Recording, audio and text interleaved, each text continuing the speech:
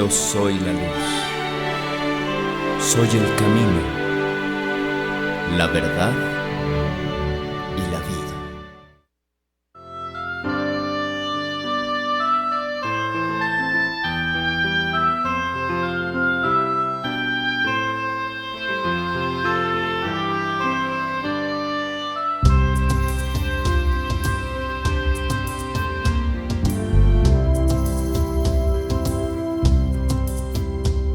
Mirando de frente con el corazón inflamado de amor, un pueblo ferviente que aclama y refleja a Dios.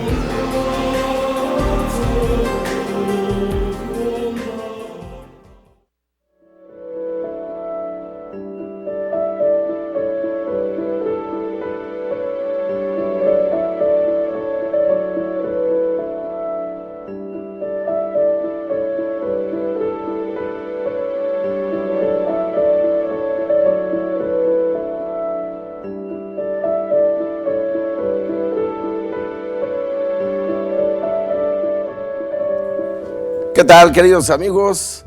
Sean ustedes bienvenidos a su programa Fe y Razón. Soy Jaime Antonio Hernández Orozco y de verdad les agradezco su compañía como en todos los programas que compartimos con ustedes.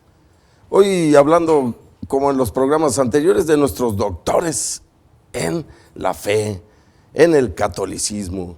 Pero antes de entrar con el doctor de hoy, los invito a que tomen nota con respecto a nuestra trivia. Comenzando con nuestras dos preguntas pendientes del programa anterior. Primera de las cuales dice, ¿dónde dice la Biblia? Gracia de gracias, la mujer pudorosa, no hay medida para pesar a la dueña de sí misma. Esto, amigos, lo encontraremos en Eclesiástico, capítulo 26, versículo 15.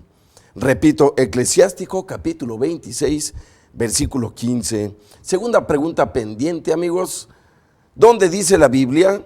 Desde luego tiene que haber entre ustedes también disensiones, para que se ponga de manifiesto quiénes son de probada virtud entre ustedes.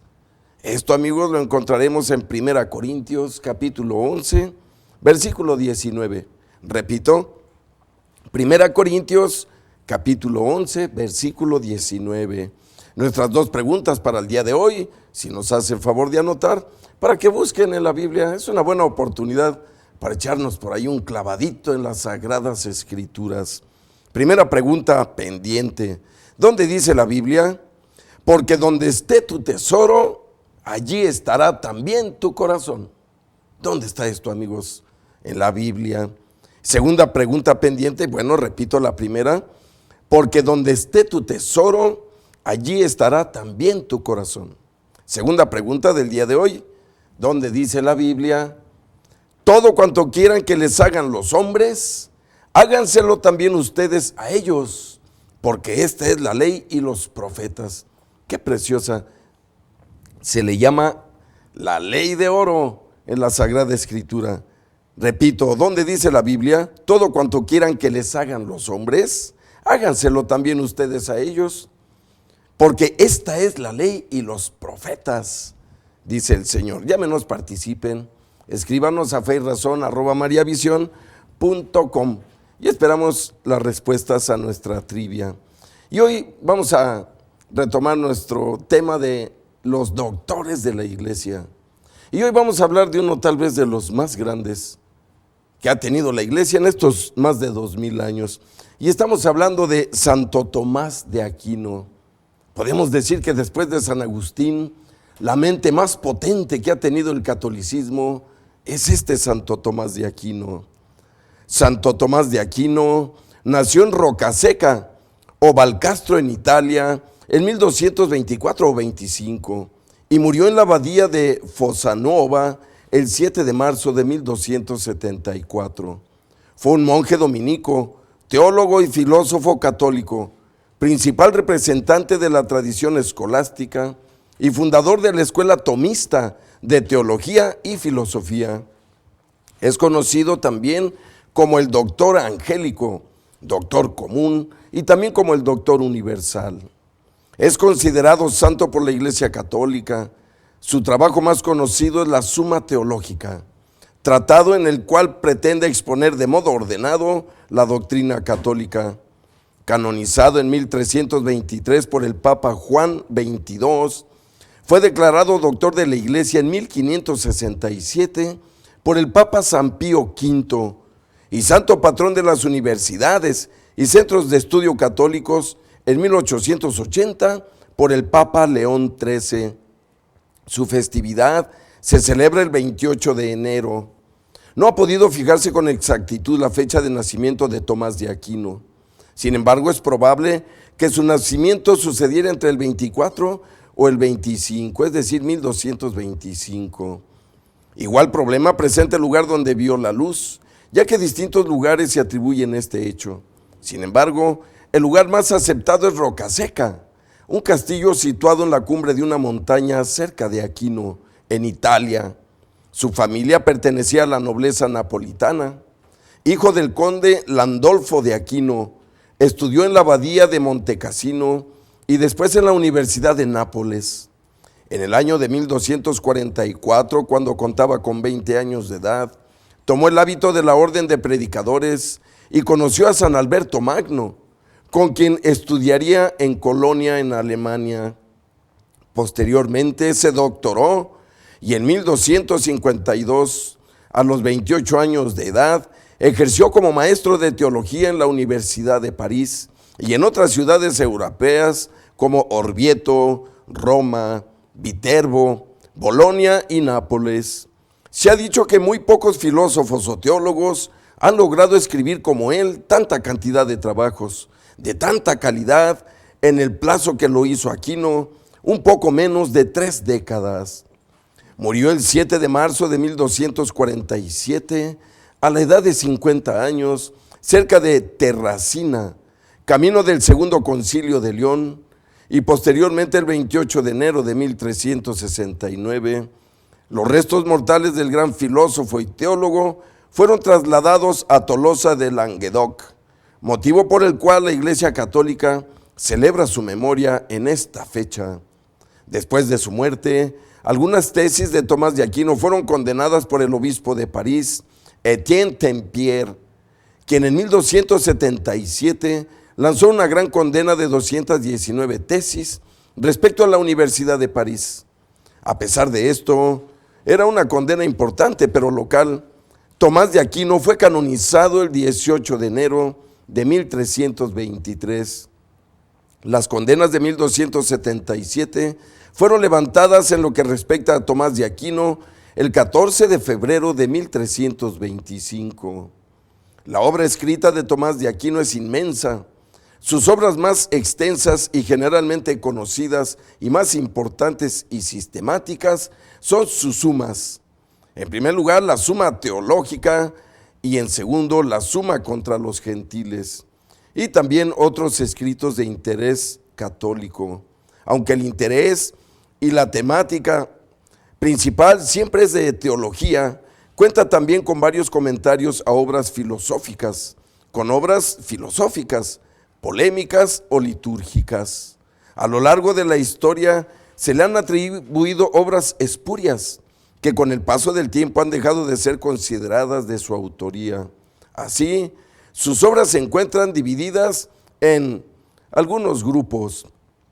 Tenemos por un lado 3 síntesis teológicas o sumas, 9 exégesis sobre las Sagradas Escrituras, 2 exposiciones de trabajos de Boecio, 5 opiniones expertas o respuestas, 2 oraciones famosas, 9 tratados en la forma de disputas académicas, una colección de glosas de los padres de la Iglesia sobre los evangelios, 2 exposiciones de trabajos de Proclo, 15 letras sobre teología, filosofía o temas políticos, 12 disputas cuodlibetales, 11 exposiciones sobre los trabajos de Aristóteles, 5 trabajos polémicos, un texto litúrgico, 8 tratados sobre teología, 2 oraciones famosas y aproximadamente 85 sermones.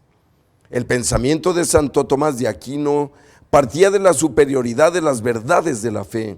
Sin embargo, ello no le impidió presentar a la filosofía como un modo de conocimiento plenamente autónomo, capaz de, por un lado, concordar armónicamente con la teología y, por otro, de tratar de forma independiente los más diversos aspectos de la realidad.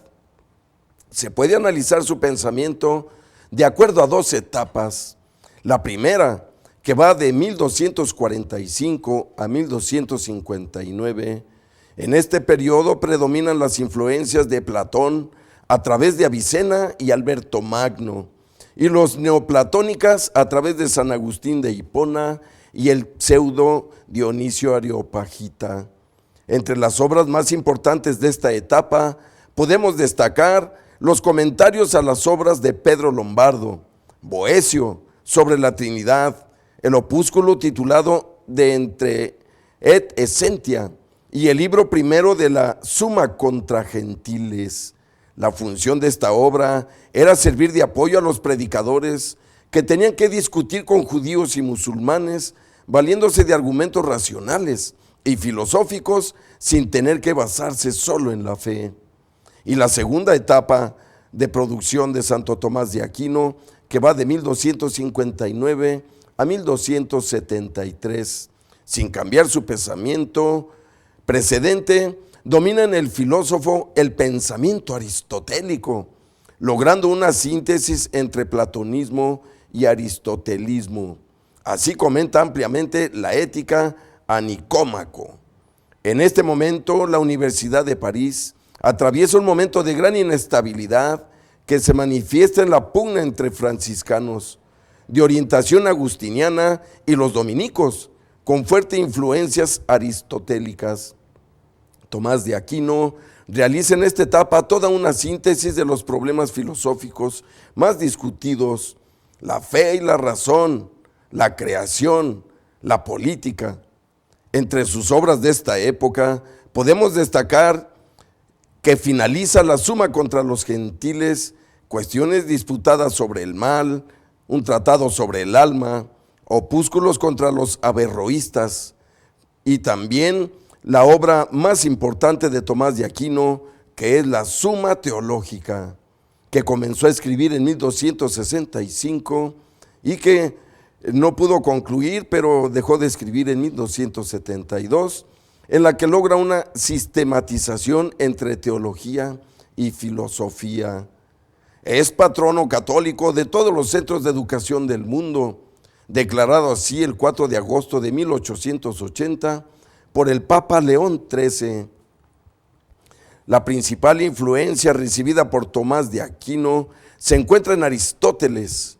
De él toma la teoría hilemórfica y sus aplicaciones en la antropología y epistemología, como la idea de que el alma y el cuerpo forman una sustancia, aunque se separa del filósofo griego al considerar que el alma es inmortal. También asume de Aristóteles la diferenciación de seres en acto o en potencia, o la tesis de que es la forma la que ordena y estructura la materia. Aplica la teoría del ser a Dios, diciendo que Dios es el ser total, causa de todo, pero cambia la noción aristotélica de un Dios exclusivamente ordenador de un universo eterno por la doctrina cristiana de un Dios creador del universo desde la nada. Toma influencia de su teoría del conocimiento, que comienza con la experiencia sensible y se termina con la abstracción, donde llega al conocimiento de lo universal. También toma influencia Santo Tomás de Aquino en sus planteamientos éticos, en la idea de felicidad como fin último, el cual constituye el bien supremo, o las virtudes que se entienden como medio para llegar a ese fin. Todo ello lo recibe gracias a su maestro, Alberto Magno. De Agustín de Hipona recibe dos de sus causas que explican la existencia de Dios, la que se explica en la primera vía, la del movimiento y la de la perfección.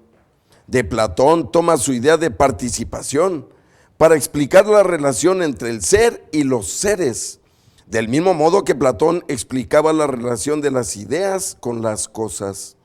Recibe Santo Tomás influencia del pensamiento musulmán a través de Avicena, de quien toma la distinción de esencia y existencia y la vía de la contingencia, o de Averroes, otro musulmán, de quien asume al menos algunos aspectos suyos en cuanto al problema de los universales.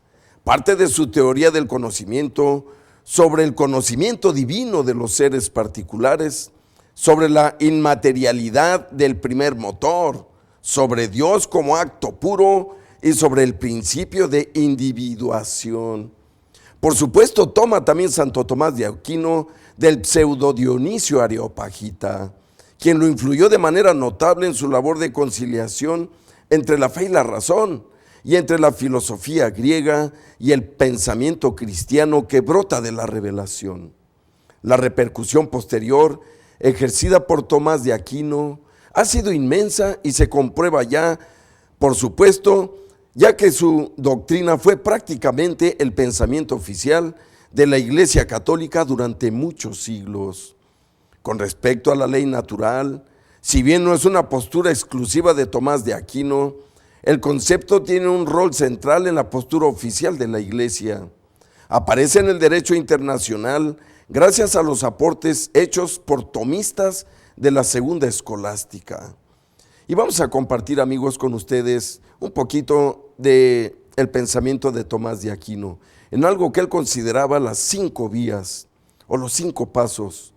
Y decía en el primer paso, todas las vías tienen un punto de partida empírico, algo que se descubre observando la naturaleza. En un sentido material, este punto de partida es siempre el mismo, el ente sensible compuesto de potencia y acto, objeto propio del entendimiento humano. Desde el punto de vista formal, el punto de partida de cada una de las vías es distinto. Cada una toma al ser finito bajo una modalidad específicamente diversa. Así, por ejemplo, la primera vía no toma al ente en cuanto ente, sino al ente en cuanto móvil. Se refiere, amigos, que a través de los sentidos, con la experiencia diaria, aunque no seamos filósofos, descubrimos cuestionamientos en la naturaleza. Al ver las estrellas, al ver cómo crecen las plantas, se reproducen los animales. Ahí surgen los cuestionamientos de los que habla Tomás de Aquino.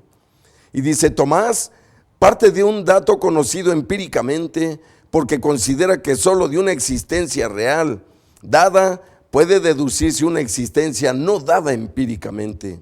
Este es el motivo por el cual rechaza el argumento ontológico anselmiano que salta de la idea de Dios a la afirmación de su existencia. El segundo paso, la aplicación del principio de causalidad con el fin de buscar la causa que dé razón de la existencia del efecto observado empíricamente. La causalidad le permite a Tomás, partiendo de la experiencia, remontarse más allá de la experiencia. Sin la aplicación de este principio, las 5 vías se tornarían intransitables. Este segundo paso es, por lo tanto, el paso del efecto a la causa. Dice aquí, para que entendamos un poquito esto, no hay mucho tiempo, amigos, pero descubre Santo Tomás de Aquino: si yo estoy vivo, tengo unos padres y unos abuelos, tatarabuelos, ñoños. Ese es el razonamiento. O sea, descubro que no solo existo, sino que alguien existió para que yo exista. Y dice el tercer paso de estas reflexiones de Tomás, tercer paso: si la causa a la que se ha accedido en el segundo paso no tiene en sí la razón de su existencia, deberemos remontarnos entonces a su causa, lo que decíamos. Este tercer paso es, por tanto, el paso de la causa a la serie de causas. Santo Tomás no considera imposible una serie infinita de causas subordinadas accidentalmente en el pasado, como las piezas de dominó que caen al ser golpeada cada una por la inmediata anterior. Pero sí considera imposible un proceso al infinito en la serie de causas esencial y actualmente subordinadas en el ser y en el obrar. El plano en el que se mueve la reflexión y, por tanto, el plano en el que se aplica aquí el principio de causalidad es el metafísico y no el físico. Tomás afirma como filósofo que no hay modo de dirimir la discusión respecto de si el universo tuvo o no un comienzo. Bien podría ser eterno. En cuanto a teólogo y basado en los relatos de las Sagradas Escrituras, sostiene que es mejor afirmar lo primero, es decir, que tuvo un origen. Y miren, lo que dice aquí Santo Tomás es muy interesante. Dice, en el plano de la reflexión, se aplica en el principio de causalidad, es metafísico. Amigo, la palabra metafísica quiere decir lo que está más allá de la física, como los sueños, como el cielo, como el infierno, todo eso cae en la metafísica, más allá del mundo físico que podemos ver, tocar, escuchar, oler. A eso se refiere este gran pensador. Y sigue diciendo, la quinta vía pasa directamente del segundo al cuarto paso. Al respecto, el escritor Gilson dice que tal vez lo hace en gracia a la brevedad y más probablemente porque, puesto que el punto de partida de la demostración es la presencia de regularidad, orden e intencionalidad en los seres irracionales en general, la necesidad de poner últimamente una providencia para todo el mundo es una evidencia inmediata. En el cuarto paso dice, cada una de las vías concluye afirmando la existencia de la causa primera, del efecto tomado como punto de partida. Esta afirmación constituye la premisa mayor de un silogismo cuya conclusión es que Dios existe. La premisa menor es el significado del nombre Dios y no su esencia. Por ejemplo, tomando como premisa mayor el punto de llegada de la primera vía, se puede construir el siguiente silogismo. Miren qué bonito lo explicó, amigos. Premisa mayor, existe un primer motor. Premisa menor, el primer motor es lo que llamamos Dios. Conclusión, Dios existe. Qué bonito, qué bien explicado. Y vamos a compartir con ustedes, amigos, una probadita de su Suma Teológica. Voy a leer el artículo primero del tomo primero de esta obra tan famosa, tan leída por los expertos, filósofos y teólogos de todas las edades después de Santo Tomás de Aquino. Y dice, objeciones por lo que parece, más bien el tema es, ¿es o no necesario, dice Santo Tomás de Aquino, que además de las materias filosóficas haya otra doctrina? Dice, objeciones por las que parece que no es necesario que además de las materias filosóficas haya otra doctrina. Y dice Santo Tomás, 1, dice el Eclesiástico 3:22, no pretendas escudriñar lo que no puedes. Así pues, el hombre no debe pretender asimilar lo que excede su capacidad de entender, puesto que lo que entra dentro de su capacidad de entender es suficientemente tratado por las materias filosóficas. Parece del todo superfluo que, además de estas materias, haya otra doctrina. No hay otra doctrina si no se trata del ser, pues solo se puede conocer lo verdadero, que es lo mismo que decir ser, pero las materias filosóficas abarcan el estudio de todos los seres, incluido Dios. De ahí que, tal como nos consta por Santo Tomás en su obra Sexta, una parte de la filosofía sea llamada teología. Así pues, no fue necesario que, además de las materias filosóficas, hubiera otra doctrina. Y escribe Santo Tomás contra esto. Está lo que dice 2 Timoteo 3:16, dice Santo Tomás. Toda escritura divinamente inspirada sirve para enseñar, arguir, corregir, formar para la justicia. Ahora bien, dice Santo Tomás, la escritura divinamente inspirada no entra dentro del campo de las materias filosóficas, ya que estas son el resultado de la razón humana solamente. De donde se sigue, tiene sentido que, además de las materias filosóficas, haya otra ciencia divinamente inspirada, y mayormente, como decíamos, metafísica.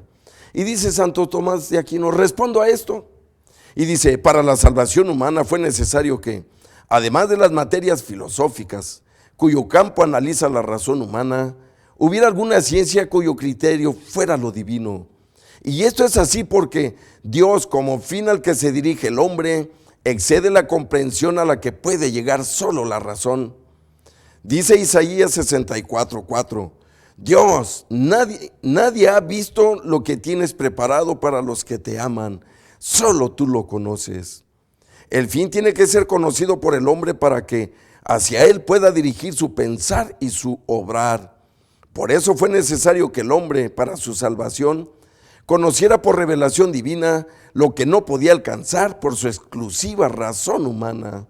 Más aún, lo que de Dios puede comprender la razón sola humana, también precisa la revelación divina, ya que con la sola razón humana, la verdad de Dios sería conocida por pocos, después de muchos análisis y con resultados plagados de errores. Y sin embargo, del exacto conocimiento de la verdad de Dios depende la total salvación del hombre, pues en Dios está la salvación. Así pues, para que la salvación llegara a los hombres de forma más fácil y segura, fue necesario que los hombres fueran instruidos acerca de lo divino por revelación divina. Por todo ello se deduce la necesidad de que, además de las materias filosóficas, resultado de la razón, hubiera una doctrina sagrada resultada de la revelación. Y a las objeciones contesto, dice Santo Tomás de Aquino, el hombre no debe analizar con sus solas fuerzas naturales lo que excede su comprensión. Sin embargo, esto que le excede ha sido revelado por Dios para ser aceptado por la fe. Fíjense, no investigado, sino aceptado. De ahí que el texto aquel continúe diciendo, te han sido mostradas muchas cosas que están por encima del hombre. En estas cosas se centra la doctrina sagrada. Y 2, dice, contesta como a los que le argumentaban, y dice Santo Tomás, a diversos modos de conocer diversas ciencias. Por ejemplo, tanto el astrónomo como el físico pueden concluir que la Tierra es redonda, pero mientras el astrónomo lo deduce por algo abstracto, es decir, las matemáticas, el físico lo hace por algo concreto, es decir, la materia. De ahí que nada impide que unas mismas cosas entren dentro del campo de las materias filosóficas, siendo conocidas por la simple razón natural y, al mismo tiempo, dentro del campo de otra ciencia, cuyo modo de conocer es por la luz de la revelación divina, de donde se deduce que la teología que estudia la doctrina sagrada, por su género, es distinta de la teología que figura como parte de la filosofía. Santo Tomás de Aquino, el doctor angélico, filósofo cristiano de pensamiento potente y penetrante, está por ser conocido todavía por la mayor parte de creyentes, y por su medio Dios ha explicado las Sagradas Escrituras y reafirmado a su iglesia en el mundo con certeza teológica y evangélica. Miren, amigos, como ya decíamos, Santo Tomás de Aquino es de verdad un personaje muy importante.